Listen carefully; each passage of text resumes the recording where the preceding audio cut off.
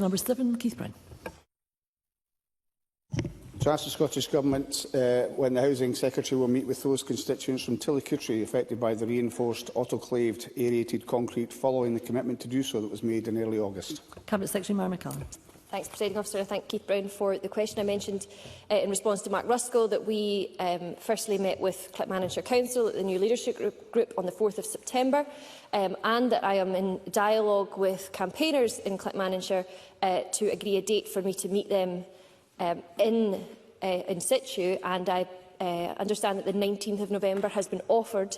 I think it works for campaigners, and I'm just waiting to see if it works for the Council. Keith Brown.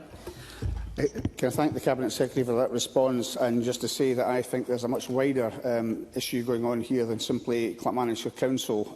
As the Cabinet Secretary will be aware, the UK Government was aware of the risks of RAAC before devolution, and given the previous convention in many other areas whereby Westminster has covered pre-devolution legacy costs, is the Cabinet Secretary disappointed that they have taken no responsibility for this and are making no contribution towards resolving this issue, which I agree is a very important one for my constituents in Tillicoultry?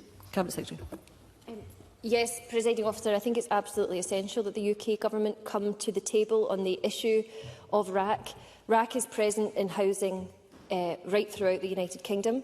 As Keith Brown has set out, it is present in properties that were sold under right to buy, which far predates the devolution period.